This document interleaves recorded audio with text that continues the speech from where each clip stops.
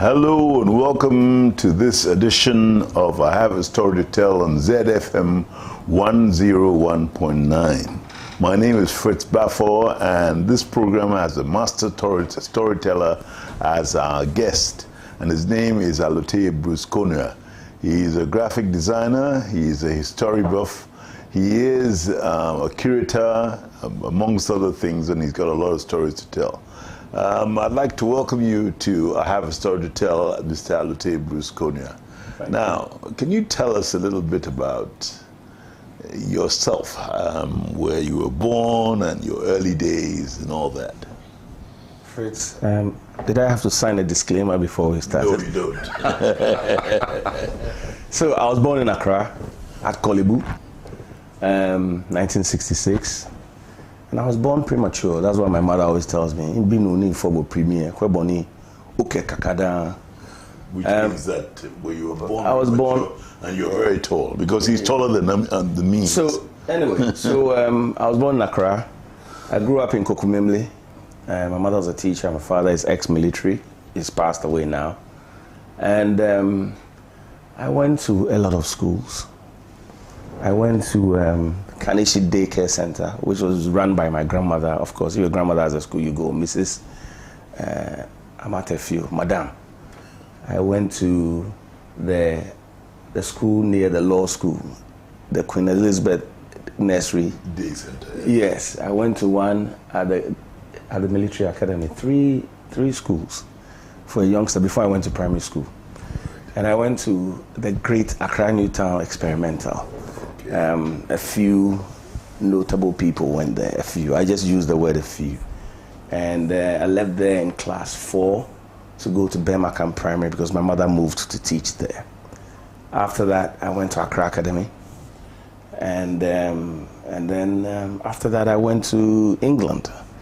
At Accra Academy, growing up, for me, sports was very important, especially Hearts of Folk, football and Hearts of Folk. I know you're Olympics.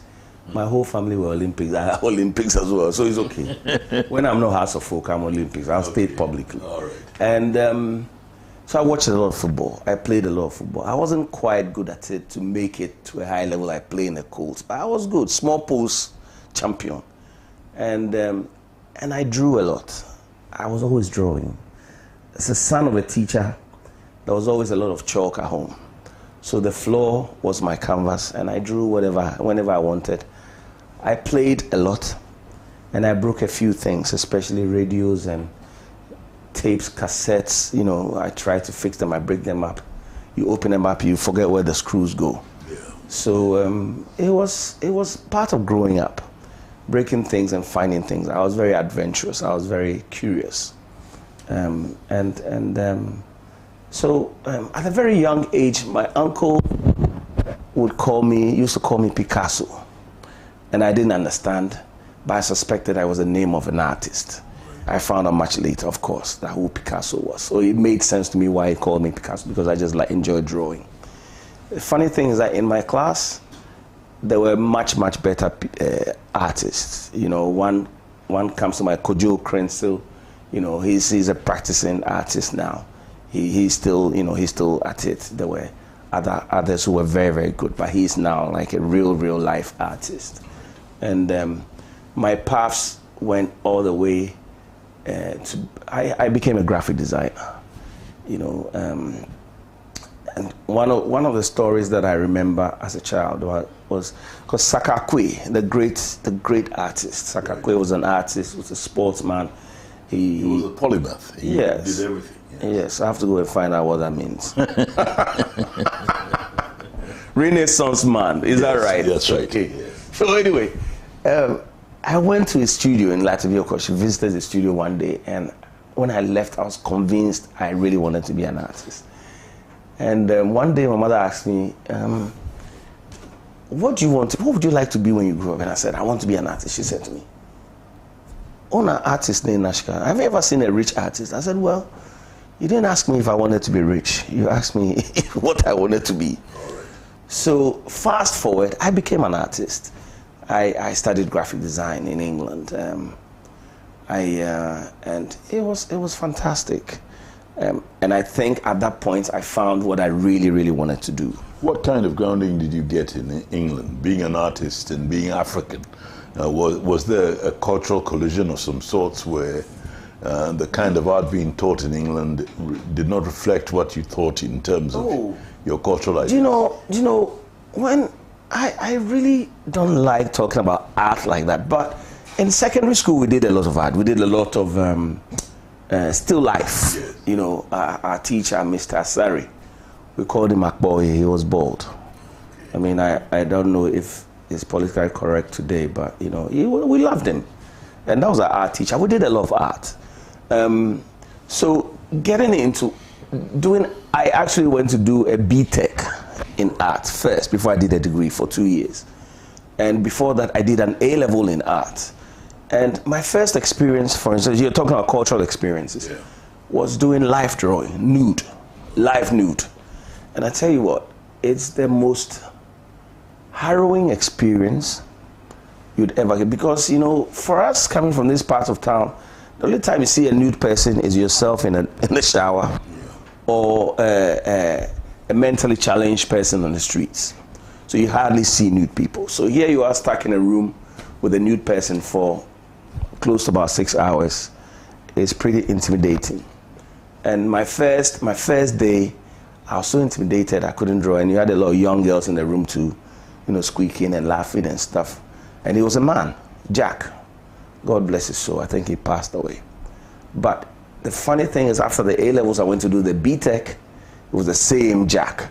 But because I'd had that experience already, it was easier for me to just draw. And it was much, much later I realized that those live nude lessons were not to get exact representations of what you were seeing, but to teach you to be observant, you know. So those are the nuanced, you know, little differences. One thing that always comes to mind is, you know, you're drawing a live nude with charcoal, you know, and you're drawing, you're measuring, you're always measuring the head against the angles, and you get to the private part, can I say that on radio? The penis. And you realize that the penis is longer than the head. Excuse my pun. But it means that you haven't measured correctly. So the tutor comes to you and says, is it anatomically possible that the penis is longer than the head? And you think, okay, you haven't measured correctly. So the little things. I mean, graphic design takes you through a lot of things. Typography. We had a workshop. I did a lot of work in a workshop. We did like 3D stuff, you know, building things, you know, print making, all sorts. Photography was big. And in those days, it was film photography. So when you took out your film, 24 exposures, you had to be careful. It's not like today where you have like a 64 gig card. You can come home with thousands of photos and then start picking. But you had 12. Or 24 or 48, and you had to be careful what you did. So we took we processed our own film, we printed our own film. Most of the schools I did photo, all of them had dark rooms. So I love the dark room, you know, and that experience is something that I think anyone should have as well. Tell us a little bit about, because right now I think most of the young people around here use digital cameras and therefore don't know the essence of the chemical processes that you have to go through to come out with a film or a picture. Yeah. So when once you're done, you go into the two dark rooms, one for printing, one for developing your film. And you put your film on a spiral and it's completely dark. All of this is done in the dark. So you do it, your first one is the developer, the wash, and then the fixer. And then once you fix it, you leave it in running water for some time, maybe an hour or so, to wash it properly. And everything is timed. So based on the film, you know how much time you leave it here, how much time it stays here, and all of that. You know, after that, then you go into your dark room, and and if it's 36 exposures, 12, 24, 36, 48, is always in multiples of 6. So you cut the film, the 35mm film, 6 by 6 by 6, and you put in a sleeve, and you do what you call a contact sheet, and that's what you work on. So you put everything on a contact sheet, you run a contact sheet, and if you needed any pictures, Now that's where you edit, and then if you need to print big, you print from the film. It was a very great lesson in patience. You have to be precise. And you have to be precise, and you have to test the times, the exposure, all of that. It was patience. Photography is easy now. Of course, the cameras have gotten better, but I have 3 pieces of film at home in my fridge, and I have a film camera because I still yearn to go back to those days where, and even the old pinhole camera we used to have on the streets, Jinahoji, tried as much as I can. I've never been able to find one because with those, you took the picture and you developed it right in the box because it's a black box. And the chemicals were in the box because it made you wonder how they got it. The chemicals were in the box. Once you finish, they put their hands in, you know, they run it in, they time it, right? Shake it, they time it, fix, wash, you know, develop, fix, and wash. And then they bring it out. And once they bring it out, they turn it around, put it on another piece of paper. So first it comes out as a negative, puts it on another piece of paper, exposes it to light, and becomes a positive, you know. And the days are gone. I mean, there are some fantastic ones now where you even inject the chemical in, and it does everything, take it out, put in the developer, the fixer, the water, you know, it's there now. So the process is there, and you did your graphic design, and you came back to Ghana. When you came back to Ghana, what were you coming to do? Were you coming to do your graphic designing, and where were you going to work, and all that? Were the opportunities there? I like being spontaneous. You know, I came to Ghana and I stayed. You know, the whole story requires a movie, and then so Washington has to play me. So when I first came, I worked in non-profit in Choco called at Basics International, and he accorded me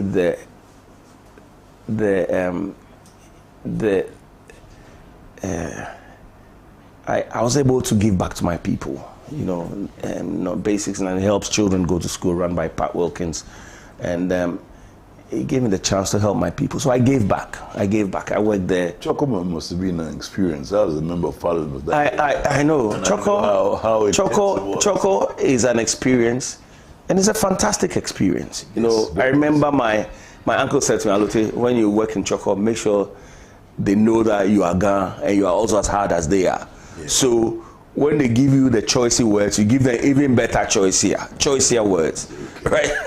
And I survived. But you know, it's funny that after 18 years of being here, people still see me as people still think I'm not Ghana because they think, oh, this man, he must have come from Blue Cheese somewhere. But Choco was great.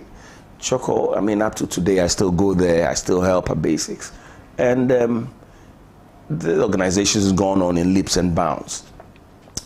Whilst doing that, I got a job teaching at the Methodist University. I see. I was given a job by Honorable Ishmaelite, and I taught computer graphics for about 7 years. I taught a morning class and the evening class, the full-time, part-time classes. And I've had a lot of fantastic students in my time. In between that, I also taught at AUCC, Honorable Kojo Yanka's school. Yes. There I taught visual communications. And we actually, with Professor Jackson, Reggie Jackson, who's African American, and we actually built a dark room and got the students to experience photography from that level. We built a dark room. Everybody, as part of their class, everyone had to build a pinhole camera, and you went outside and exposed photographic paper to light, brought it back into the dark room, and processed it. So that every student had to do because it was a class that was marked. You really had a great odyssey from being a guy who was drawing on the ground. On the ground. You became a teacher and everything. Yeah. You also mentioned a very important facet of your life, that is being a Ghana. And we'll come back to that after a musical interlude. Okay.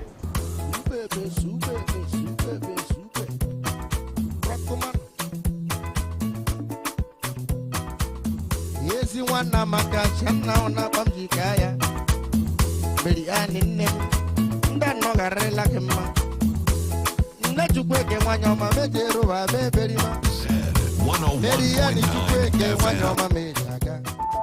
the heart of Accra, nestled in the vibrant neighborhood of East Legon and New Beacon, a 360 multimedia firm has emerged. Introducing Z Multimedia. With a steadfast focus on lifestyle, leisure and business, we set out to bring high-value oriented programs that captivate the taste and desires of our audience. From the captivating airwaves of Z 101.9 FM to the dynamic visuals of Z TV and the innovative realms of Z Digital and the incubation of advanced technological knowledge at Z Tech, every facet of modern media is meticulously curated to engage and inspire. Also, let's not forget the New Finder newspaper, now under the Z Multimedia umbrella, delivering insightful journalism with a business focus. Join us on the journey where innovation meets inspiration, where lifestyle meets leisure, and where business thrives. Change is here. Z Multimedia, your lifestyle, leisure and business platform.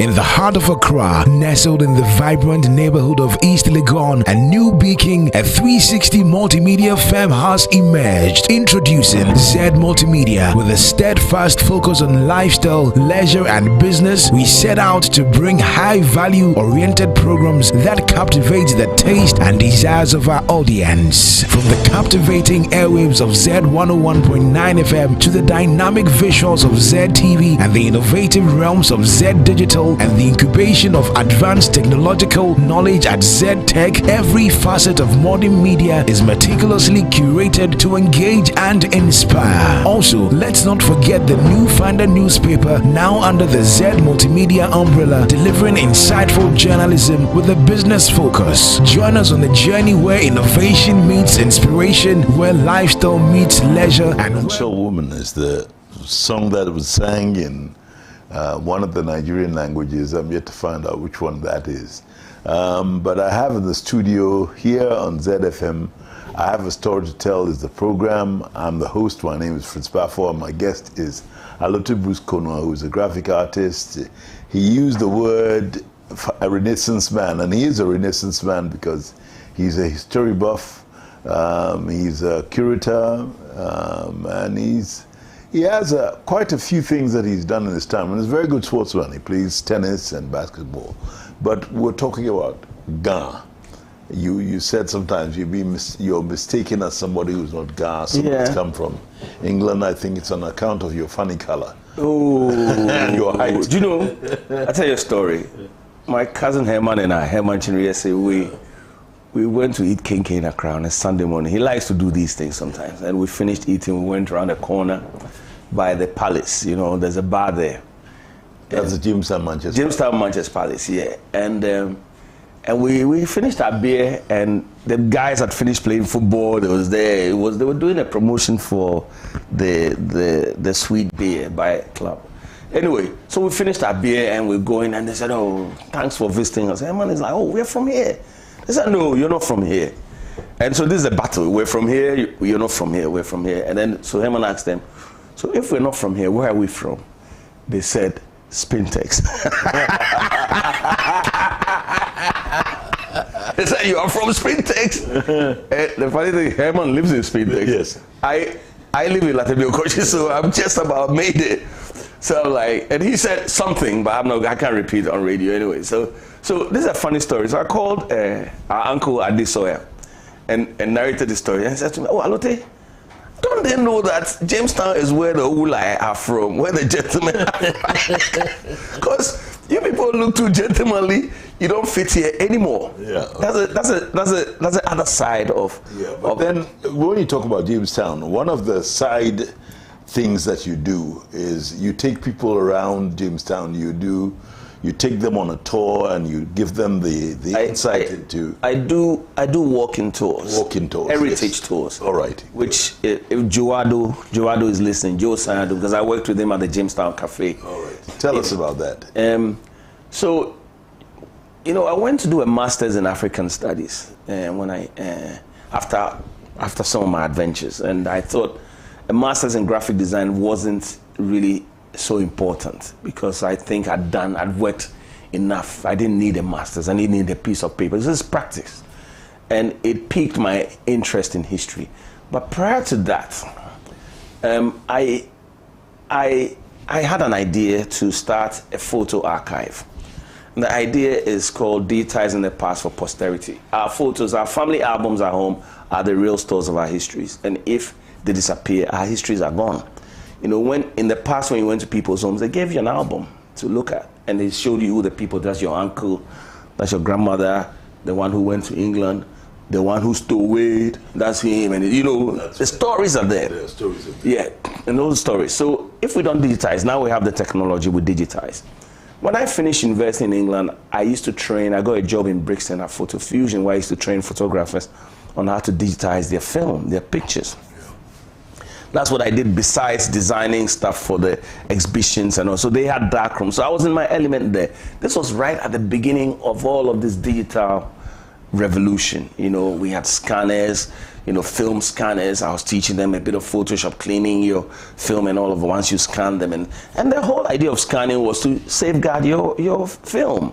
You know, so this whole thing came about from African studies, and mind you, I lived in England for 20 years, and coming back here and going to African studies was also a way of refinding myself. You know, I was christened George Frank, which is a very important name in my family.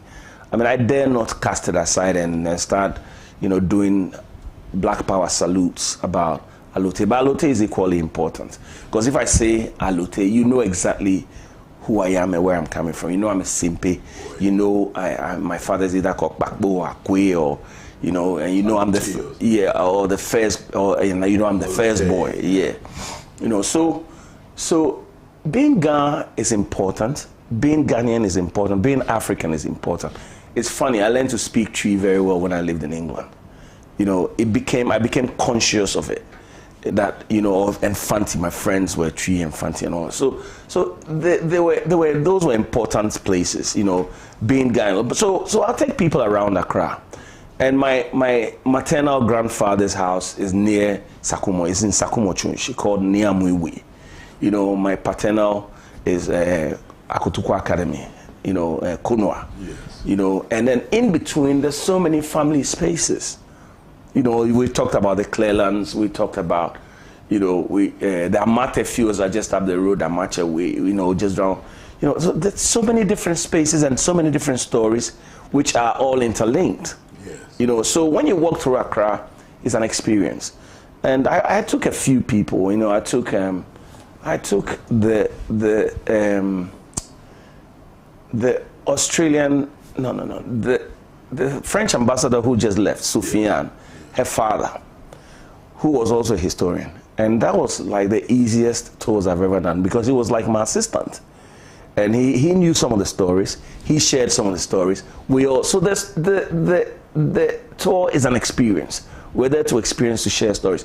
It's not a visit to the safari park. You're right. Where people have their big cameras. I don't want that. I want us to walk through. And in any case, it's a living history. It's a living history space. Yeah. In any case, I'm just like the gatekeeper who takes you through. I could take you through and not tell you stories, but it's important that you have the stories and the interactions that we make. You know, some of the snide remarks people are making about the people who don't speak Ga. You know, all the time they give them names. Hey, Aku, Adukwe, Bakbo, Nilante. You know, and they don't even know, which is funny. And I tell them, oh, you're being given names. So every day I do it. So I say to them, listen. All these people, they are Simpe people. I'm claiming them for myself, you know, because the Ga people were supposed to be small. So when the idea of Abli Kumaba Kumawo, let the multitudes join us, we grow. So whenever we guys say, I'm claiming them as part of us, and we do a walk through all the 7 spaces, you know, and all the 7. I don't know whether to say clans or groups, the major groups. Yeah, let's say neighborhoods. Yeah, neighborhoods, the major groups who do all of those. Come through Jamestown. We have to go through Accra Academy for them to see Ellen House, because that's very important, especially since this is my school, and my grandparents started Accra Academy. You know, that's the history that I can't run away from. Ellen Bacco, who used to be Ellen Bannerman, You know, she gave the house away. Ellen House is Ellen Bacco. Her husband was James Bacco, who was a lawyer from Sierra Leone. You know, so all the histories that are linked, they're very important to us. So we tell these stories, we have conversations, and after that we stop somewhere and have a beer and some pork. It's interesting. That means that you walk through Accra and every place has a story. And it's about time that people got to know that every single aspect of Accra has a story, whether it originates in Accra or from outside. Isn't that the case? It is the case. And Accra stories are by no means don't stand on themselves, because Accra is like an amalgamation of people and cultures and all sorts of influences, you know, from Europe, America, Africa, you know, our neighboring countries, all over. There is somewhere in Accra. You know, we talk about from slavery, we talk about the Tabon, you know, the returnee Africans from Brazil. Yeah. You know, Otublonhu, you know, it goes further to Adabraka. So Accra is such a myriad of stories. And the stories, we can never stop telling the stories. Yeah. Yeah, so now, I want to talk to you about the curating side of your life, and you're embarking on something that is incredible. There's one of the greatest photographers that has ever come out of Ghana. He's over 90, approaching 100. He's 95. Yes, yeah, approaching 100, and that is the great James Barno, and you'll be working on it. But before we get into that, let's have another musical interlude.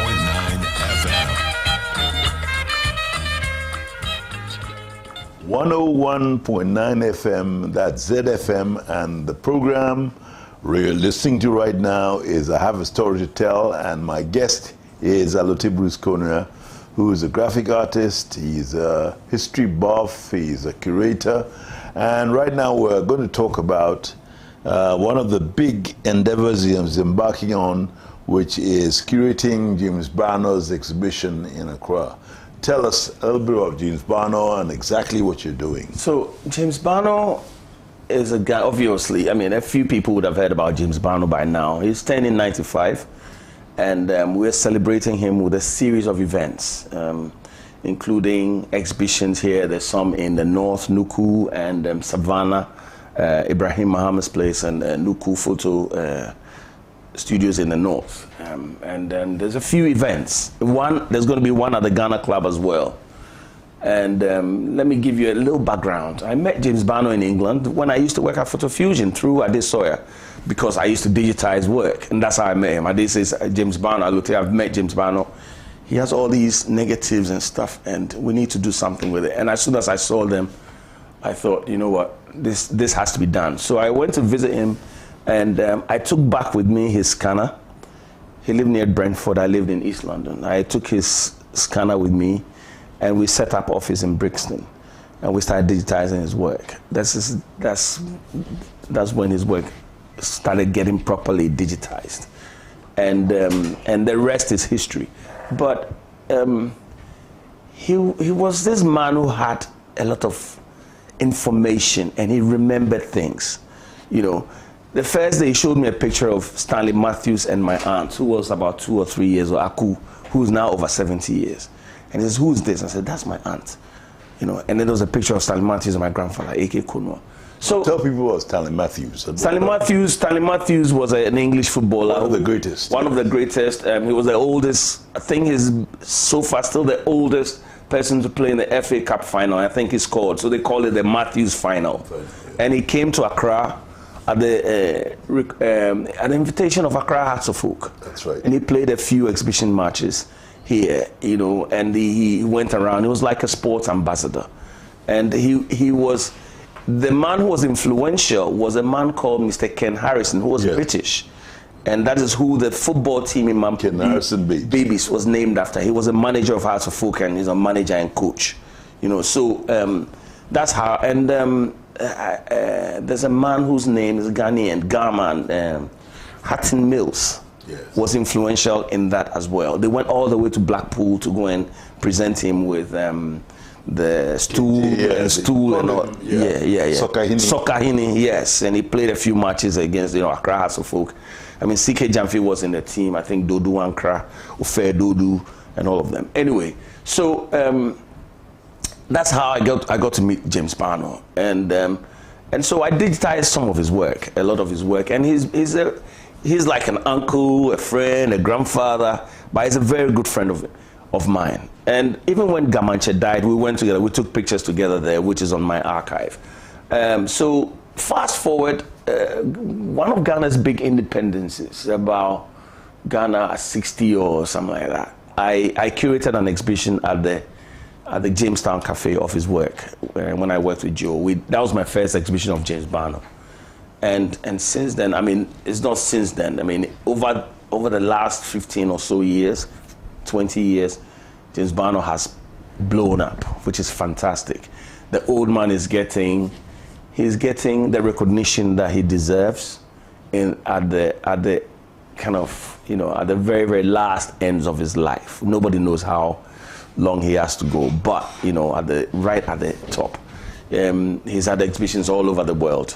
So this one is particularly interesting, and I was approached by, he said, "Alote, it's my 95th birthday. I want you to do something." And I was approached by his agents, and I decided that I wanted to do an exhibition that was inclusive.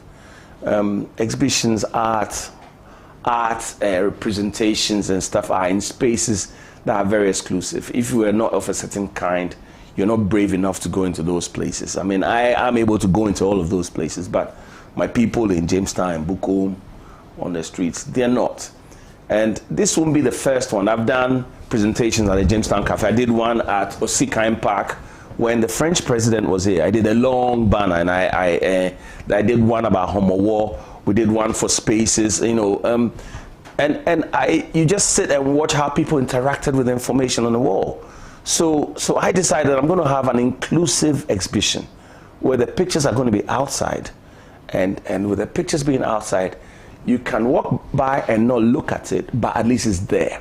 Now, what's going to happen is that the people from the other side, the porch side, are still going to come to Accra and look at the pictures. And so this time, the old city, Jamestown, Bukom, you know, Watu area, is my gallery. That's my gallery. You know, so you can't help it. It's going to be on for a month. Way of exhibiting photographs. Yeah. Well, you know, sometimes you think about an idea, and then now you have to think about, oh, Alote, now you've gone and done this. How do you? I don't have sleepless nights. You know, I don't have sleepless nights, but I don't worry about it too, because I know it will be done. I know I can do it. Everything is planned, so if it goes well, everything should go well. As we speak, the pictures have been selected. They're going to be sent over. They're going to be printed on flexi banners. because they have to withstand the rain. We will make frames, put them on, hang them, and all of that. You know, sometimes the fear will be that in those areas, people go and cut banners and cover their roofs with it. You told me a story about the banner. Yes, so, it was a Homowo banner. I did the whole story about Homowo. We put it at the Jamestown Cafe. There were songs on it. The kids stopped to look at it. You know, I have so many stories in Accra. And one day during the big arts festival, Charlie Watte, I'm driving by. I'm on my way to do an artist talk at 1957 Kempinski, and I went by and I told the guy, stop. I get down, and my banners, my long banners, had been taken and cut into strips to make curtains for toilets. So I went and I took pictures, and this is not a time for this fight. I know I have to pick my fight because I have to go and prepare my choice gun insults. All right. Yes, so, and I came back and I told the guy, Kweku, now listen, this amounts to theft, and I'm going to go to the police and report you, and you're going to pay me back, because when you were taking it, they told you, and the people said, we told him, if Mr. Alote sees it, he's going to be angry, and rightly so. And you know, we have this thing, they say, if you want to hide something from a black man, put in the book. And I'm the first person to fight against it. I said, no way. We also read books. But that day, it hurts me so much, I began to believe that it was true. I began to believe that it was true. But notwithstanding, you know, okay, it is what it is. Yeah. But the funny thing is that the one I did at Usikai only came off like 2 years ago. It stayed there and stayed there and stayed there. It was about French relationships with Ghana. We had boxing, music, we had C.K. Jamfi there, we had Azuma Nelson, we had D.K. Poison, Clute Robertson is a relative. Yeah. You know, we had the Marseille team with Desai Abedipele. Yeah. You know, it turns out President Macron supports Marseille. Okay. You know, so it was a nice story. So anyway, we're doing this. So sometimes they cut we're scared. I'm scared that, you know what, by the time we wake up, somebody would have cut it and put it on their roof, put some stones on it. As I said, it's okay. You know, the banner material, but this is going to be printed so well. At the end, we have to be able to take them away and put them. So maybe we can put them in schools, you know, donate them to schools. Because that Homowo one, I was going to take it and put in the school. There were some inaccuracies of information. I did a lot of research, but, yes. You know, so I was thinking, okay, we can take them away, donate it to a school so people can learn. That's all, you know. But, you know, it's a story of if you want to do inclusivity, you know, and in Accra is still a fantastic place. Right. Yeah.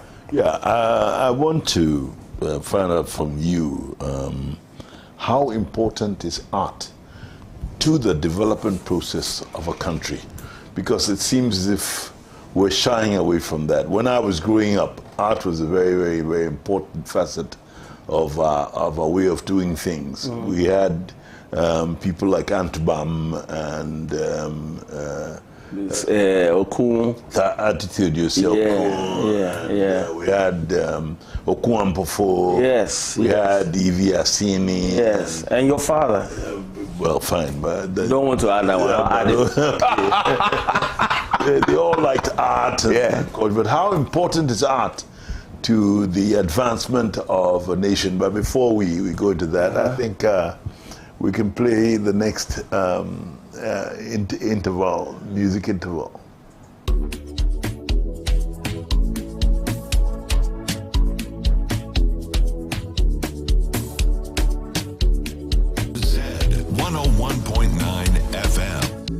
Modernization, chicken from money pressure, street orientation.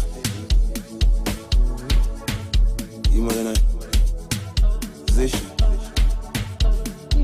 from money pressure.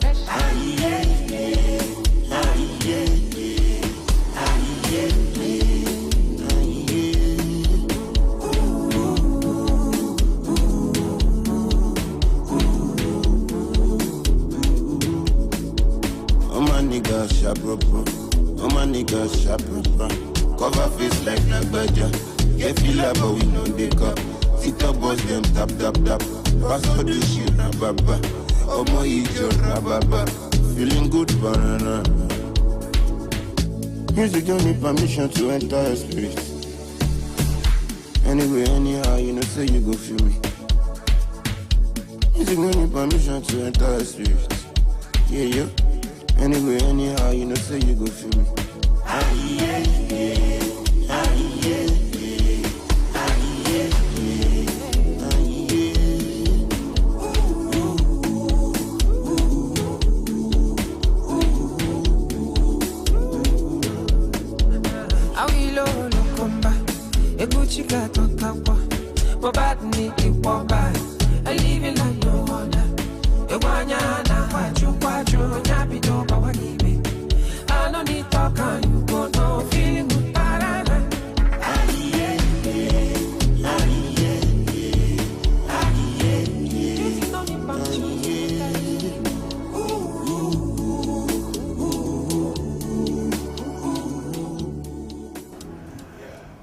ZFM 101.9, and the program is I Have a Story to Tell, and my guest in the studio is Alote Bruce-Konua, and this is Fritz Baffour.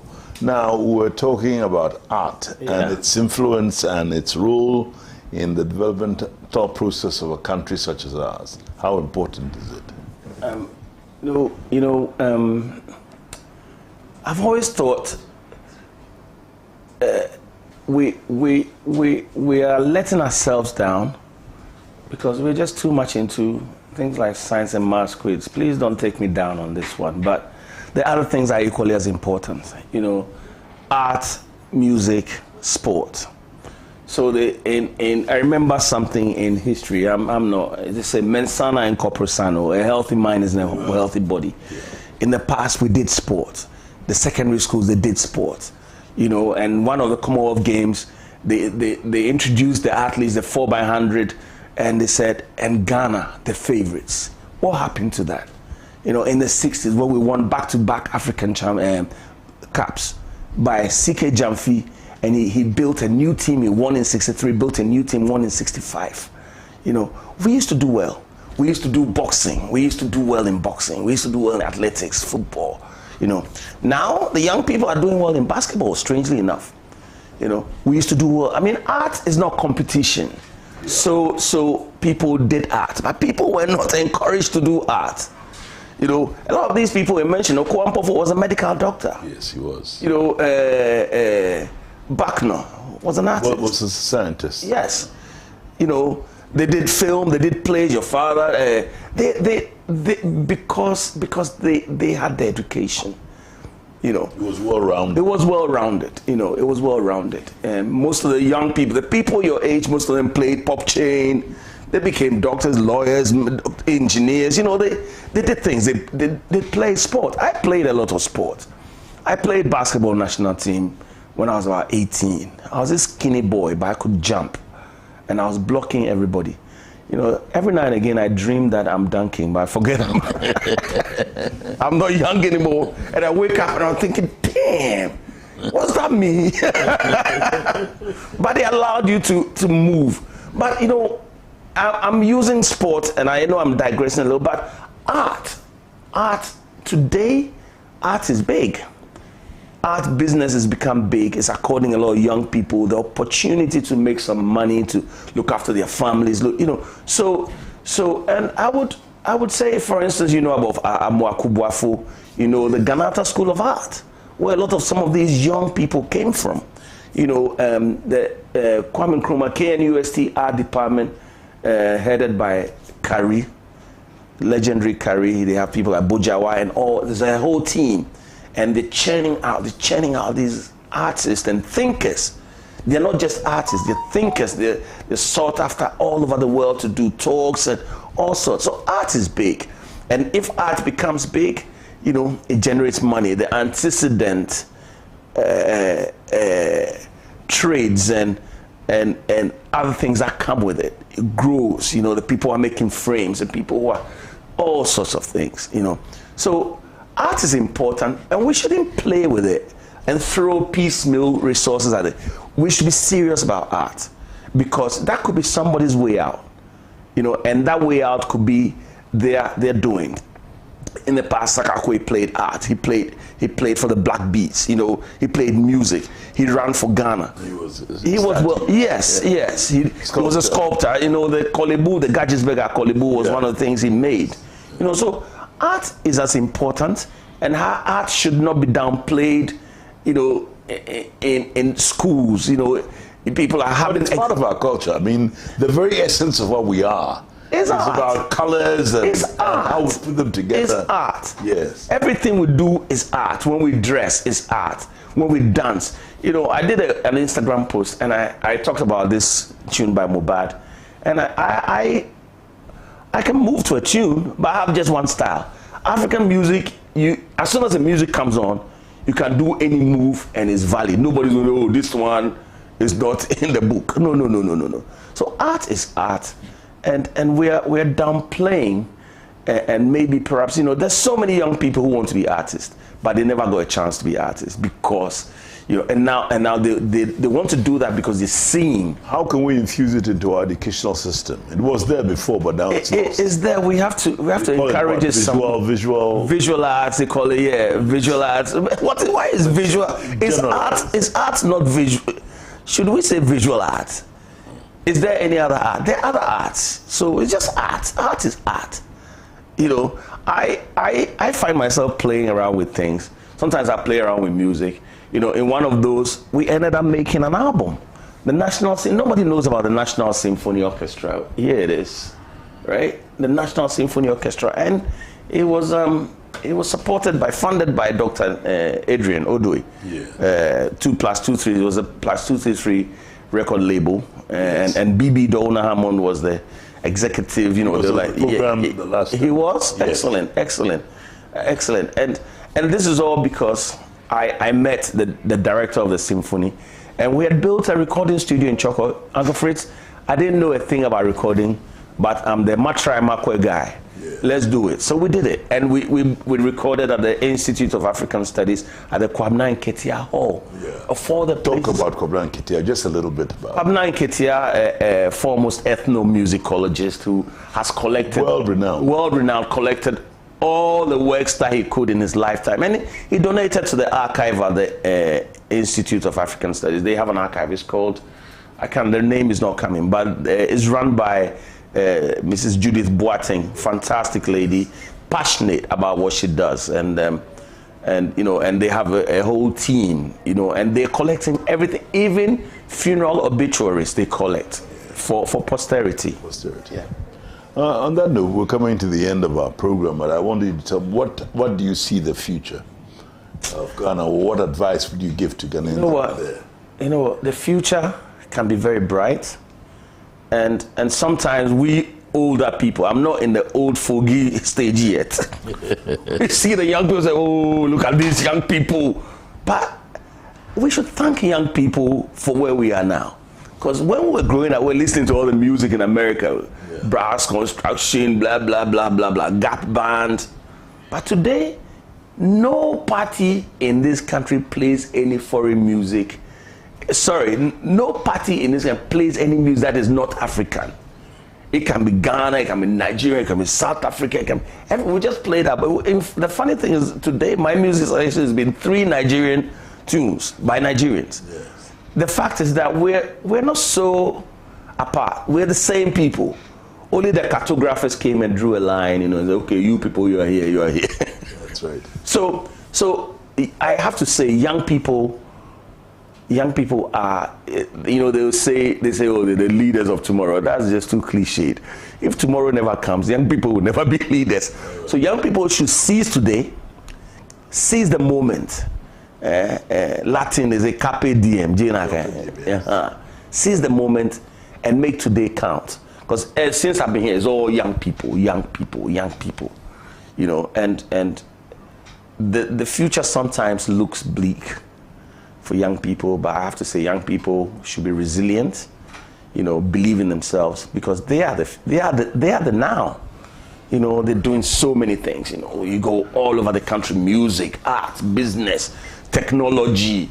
They are the ones. We just follow, you know, okay, you know. So on that note, I'd like to thank you very much, Alute. You're welcome for coming into the studio and talking to us on I Have a Story to Tell. I know you have a lot more, and with everybody who's been on this show, we realize they have so much more, and we hope that we'll have the opportunity of bringing them back so that we can continue the story. I'd like to thank you. This has been Fritz Baffour on I Have a Story to Tell. My guest has been Alute Brusconia, and this is ZFM 101.9. And let's make a date, same time next week on I Have a Story to Tell on 101.9 ZFM. I'd like to say thank you to my producers and the technical crew. I'll mention their names next week, and I'll even get them to say a few words. Have a good day. In the heart of Accra, nestled in the vibrant neighborhood of East Legon and New Beijing, a 360 multimedia